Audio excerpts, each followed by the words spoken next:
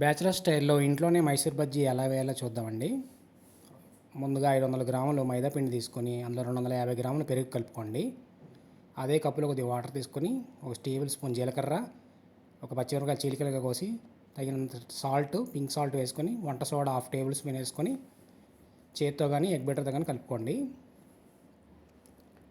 నేను చూపిస్తున్న విధంగా కలుపుకోండి. చపాతీ పిండిలా కాకుండా మరీ పలచగా కాకుండా, మరీ తిక్కుగా ఉండకూడదు, మరీ పలచగా ఉండకూడదండి. ఈ విధంగా ఉంటే సరిపోతుంది. మనం నైటే పిండి కలుపుకొని పొద్దున్నే వేసుకుంటే బోండాలు బాగా వస్తాయండి మైసూర్ బజ్జీలు.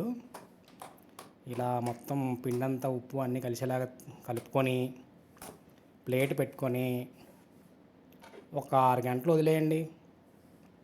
మార్నింగ్ అయిందండి, మనం టిఫిన్ వేసుకుందాం. చూడండి, మళ్ళీ కలుపుకోవాలి. కింద నుంచి పైదాకా బాగా బీట్ చేసుకోవాలి. ఎంత బీట్ చేసుకుంటే అంత సాఫ్ట్గా వస్తాయండి మైసూర్ బజ్జీలు.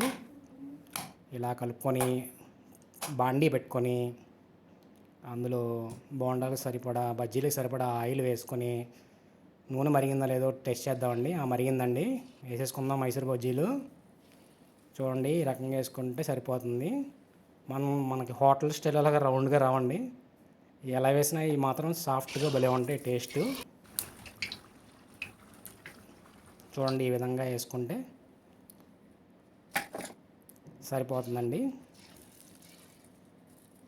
రౌండ్గా రాకపోయినా కూడా చాలా టేస్ట్గా ఉంటాయి. ఒకసారి నా తీరులో ట్రై చేయండి. నేను కలిపినట్టు పిండి కలిపి నా విధంగా ఇంట్లో వేసుకోండి. బయట కంటే ఇది నెలకు ఒకసారి వేసుకోవడం బెటర్ అండి. మైదా పిండి ఆరోగ్యానికి మంచిది కాదు. ఎప్పుడన్నా నెలకు 2 సార్లు ఒకసారి అంటే పర్వాలేదండి. పిల్లలు కూడా ఎక్కువ తినకూడదు మైదా పిండి. ఇంట్లోనే ఈజీగా తినాలనిపించినప్పుడు ఇలా వేసుకోండి. మనం ఇప్పుడు పల్లీ చట్నీతో ట్రై చేసి చూద్దాం ఎలా ఉందో. బాగా కాలిపోతుందండి బాబు, కాలిపోయింది. ఇప్పుడు పల్లీ చట్నీతో టేస్ట్ చేద్దాం. ఆహా, ఇప్పుడు అల్లపు చట్నీ, పల్లీ చట్నీ రెండుతో టేస్ట్ చేద్దాం. సూపర్ అండి. సబ్స్క్రైబ్.